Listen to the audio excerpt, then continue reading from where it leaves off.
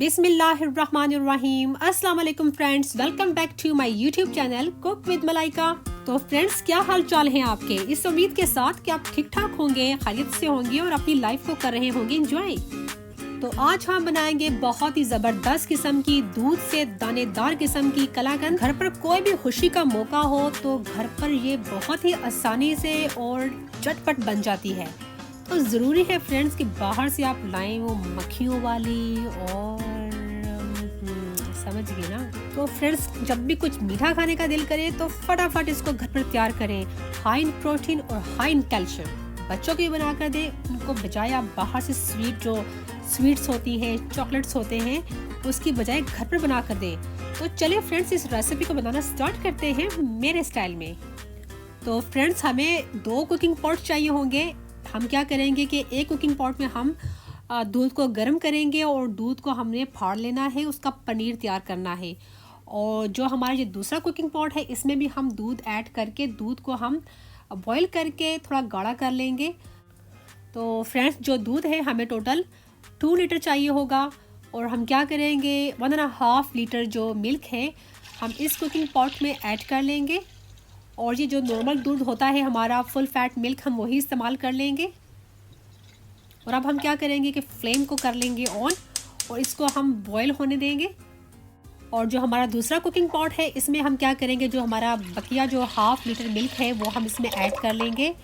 और फ्लेम को ऑन कर लेंगे, मीडियम से लो फ्लेम पर हम इसको पका लेंगे ताकि दूध थोड़ा सा गाढ़ा हो जाए। और यहाँ पर जो दूध है उबल चुका है और हमने इसको सिर्फ बॉईल ही करना है। और बॉईल करने के बाद क्या करना है कि जो इसकी फ्लेम है हम बिल्कुल बंद कर देंगे और इसको 2 से 3 मिनट के लिए हम छोड़ देंगे इसको, ताकि जो इसमें भाप सी बनी हुई है वो थोड़ी ख़त्म हो जाए और थोड़ा सारा ठंडा हो जाए। ठीक है। और यहाँ पर ये दूध भी उबल चुका है। इसकी जो फ्लेम है मैंने बिल्कुल लो कर दी है ताकि थोड़ा सारा और गाढ़ा हो जाए। और तकरीबन 2 से 3 मिनट हो चुके हैं। और अब हम क्या करेंगे, इसमें ऐड करेंगे लेमन का जूस। ठीक है। ये तकरीबन 3 टेबलस्पून भरकर है और इसमें हम थोड़ा थोड़ा करके ऐड करेंगे। डिपेंड करता है कि दूध कितना टाइम लेता है फटने में। थोड़ा सा ऐड करके हल्के हाथों से मिक्स कर लेंगे। और ये देखें, जो दूध से पनीर जो है वो अलग होना शुरू हो रहा है।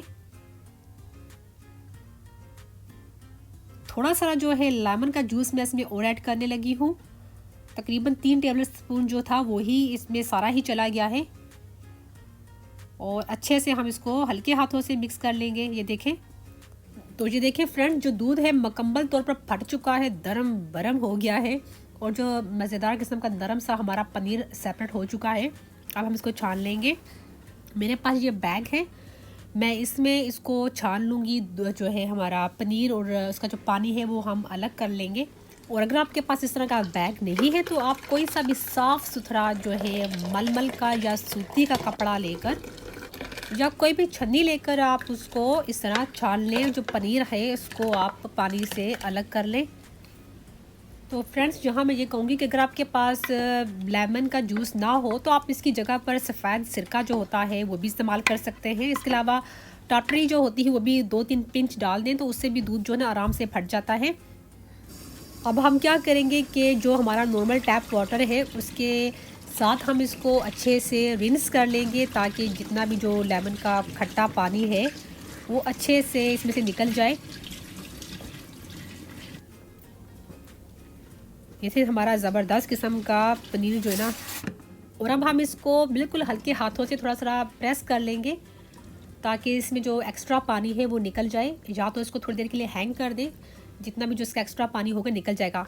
और जो दूसरी कुकिंग पॉट में हमने जो दूध को गाढ़ा किया हुआ था उसमें हम जो हमने पनीर रेडी किया है वो हम इसमें ऐड कर लेंगे। और इसको हल्के हाथों से हम इसको हिला लेंगे। और जो फ्लेम पे थोड़ा सा मैंने इसको हाई कर दिया है। और हमें दानेदार किस्म का कलाकंद मिठाई हमें चाहिए, तो हमने इसको बहुत ज़्यादा मैश नहीं करना। और अब हम इसको थोड़ा सा ड्राई कर लेंगे और फिर दिखाते हैं आपको। और ये देखें, जो दूध है थोड़ा गाढ़ा हो चुका है और इसमें हमने जो चमचा है ना मुसलसल हिलाते रहना है, क्योंकि वैसे तो नॉन स्टिक हमारा कुकिंग पॉट है और अगर नॉन स्टिक नहीं है तो इसको जो चमचा है इसमें हिलाते रहें ताकि ये कुकिंग पॉट पर ना लगे, ठीक है ना। और इस स्टेज पर मैं अब इसमें ऐड करने लगी हूँ चीनी, तकरीबन 100 ग्राम है। अगर आप तेज़ खाते तो थोड़ी ज़्यादा डाल लीजिए, अगर कम खाते थोड़ी कम कर लें इसे। तो अब हम इसमें डाल लेंगे हरी इलायची का पाउडर, ये ½ टीस्पून है और मैंने इसको मोटा मोटा कूट लिया है। आप चाहें तो बारीक फाइन पाउडर डाल सकते हैं हरी इलायची का, ठीक है। अब जो हमने डाली है चीनी, इसकी वजह से थोड़ा सारा पानी इसमें और आ जाएगा। और अब हम इसको लो से मीडियम फ्लेम पर इसको थोड़ा भून भी लेंगे और इसका पानी ड्राई कर लेंगे। और ये देखिए इसमें बबल बन रहे हैं, मींस कि ये भी ड्राई होने पर आ रहा है। सारी गैम जो है ना आग की है, बस आग को लो हाई करके हम इसको पका लेंगे। तो ये देखिए तकरीबन 8 से 10 मिनट हुए हैं और पानी जो है इसका ड्राई हो चुका है। हमने बिल्कुल इसको ड्राई नहीं करना, क्योंकि अदरवाइज़ जो हमारी कलाकंद मिठाई है ना वो बिल्कुल एक किस्म की ड्राई रुखी सी बनेगी। और हमने इसको इतना पकाना है कि इसमें 2 से 2.5 स्पून तक ना पानी रहना चाहिए, ताकि जो कलाकंद हमारी मिठाई है ना वो जूसी किस्म की और क्या कहते हैं उसे, हाँ उसमें मॉइस्चर होना चाहिए मिठाई में, ठीक है। और बस मैं अभी फ्लेम को बंद करने लगी हूँ। और यहाँ पर मैंने एक बेकिंग ट्रे लेकर उसमें मैंने डाल दिया है बेकिंग पेपर। और इसको मैंने क्या किया है कि ऑयल के साथ अच्छे से मैंने ग्रीस कर लिया है। आप चाहे तो कोई भी प्लेट, कोई भी बर्तन, उस पर आप थोड़ा सा बटर या घी लगाकर थोड़ा सा उसको ग्रीस करके, और ये जो हमने मिक्सचर रेडी किया है हमारा कलाकंद मिठाई का ज़बरदस्त किस्म का, ये हम इसमें डाल देंगे। और अब हम इसको स्पैचुला की मदद से अच्छे से इसको फैलाकर सेट कर लेंगे, इक्वल सा कर लेंगे। और अब हम इसके ऊपर चांदनी के जो वर्क हैं वो लगा देंगे, ताकि जो हमारी कलाकंद मिठाई है ना उसका जो लुक है ना बड़ा ही एक्सपेंसिव किस्म का लगे।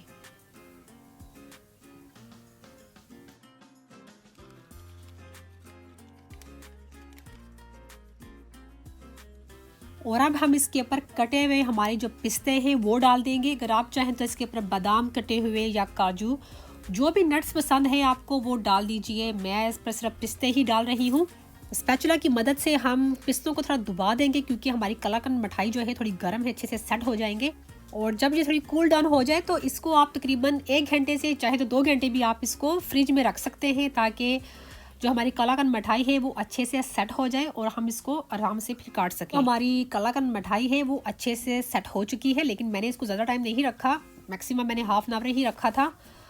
तो चलिए इसको काट लेते हैं। तो जो इसके पीसेस हैं वो आप अपनी मर्ज़ी से छोटे बड़े जिस तरह काटना चाहते हैं वैसे काट लें। तो फ्रेंड्स हमारी ज़बरदस्त किस्म की कलाकंद जो है शानदार किस्म की, देखें कितना एक्सपेंसिव लुक लग रहा है, बाहर से तो बहुत ही एक्सपेंसिव मिलती है।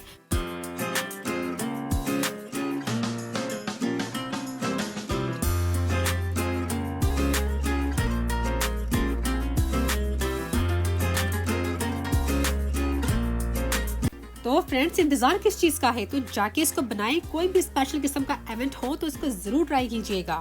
तो देखा फ्रेंड्स कितनी मज़ेदार किस्म की हमारी कलाकंद जो है दानेदार किस्म की रेडी हुई है। अभी तक आपने ये रेसिपी जो है ना अभी तक ट्राई नहीं की घर पर, तो आई प्रॉमिस यू ये घर पर ट्राई करें। और मैं आपको प्रॉमिस करती हूँ कि आप जो बाहर से लेकर खाते हैं ना, आपको वो उसके आगे ज़ीरो लगेगी। तो फ्रेंड्स मैं होप करती हूँ कि आपको मेरी ये रेसिपी अच्छी लगी होगी। अगर अच्छी लगी तो प्लीज़ कंजूसी ना कीजिएगा, लाइक कीजिएगा। तो चलें फ्रेंड्स, अपना बहुत सा ख्याल रखिएगा, दुआ में हमें याद रखिएगा। अल्लाह हाफिज़।